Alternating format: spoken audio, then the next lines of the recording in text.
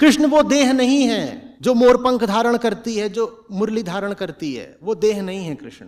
कृष्ण कौन है? कृष्ण वो बोध है जो कालातीत है, जो जगत की उत्पत्ति के समय भी था। सूर्य को उपदेश देने से आशय यही है कि जब जगत उत्पन्न हुआ था उस पहले क्षण में भी जो बोध था वो मैं हूं। आज वो बोध एक विशिष्ट रूप लेके तुम्हारे सामने खड़ा हुआ है। उस विशिष्ट रूप का नाम है माधव, केशव, मधुसूदन। तब उसका नाम कुछ और रहा होगा, पर वो भी कृष्ण ही था। हर वो व्यक्ति कृष्ण है जो बोध में जी रहा है। अर्जुन के सामने जो कृष्ण खड़े हुए हैं वो कृष्ण का बस एक विशेष रूप है। ये उत्तर है, कृष्ण कौन है। अर्जुन के सामने जो कृष्ण खड़े हुए हैं वो कृष्ण का एक विशेष रूप है।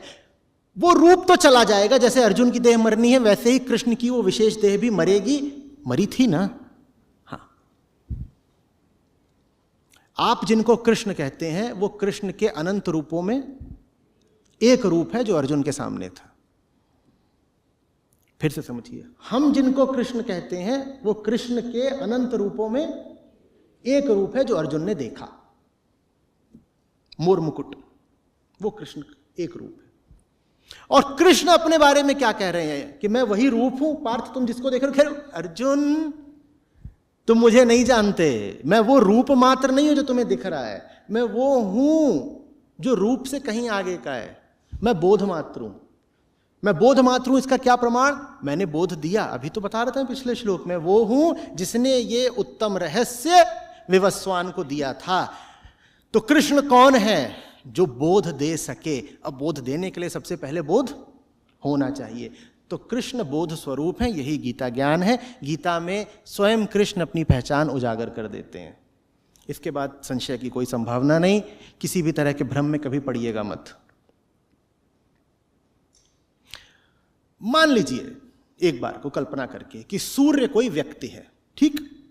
महाभारत काल से 1000 साल पहले का कोई व्यक्ति है सूर्य।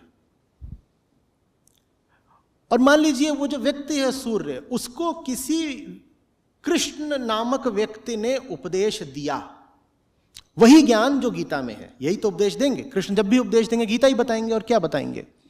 तो गीता का उपदेश 1000 साल पहले सूर्य को दिया गया। वो जो कृष्ण होगा वो कैसा दिखता होगा? विवस्वान के सामने जो कृष्ण खड़े हैं वो कैसे दिखते होंगे? वो कैसे दिखते होंगे? और कृष्ण स्वयं बोल रहे हैं कि मैं ही हूं वो जिसने 1000 साल पहले भी विवस्वान को उपदेश दिया था।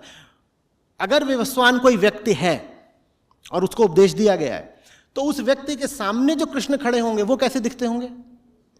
कैसे दिखते होंगे?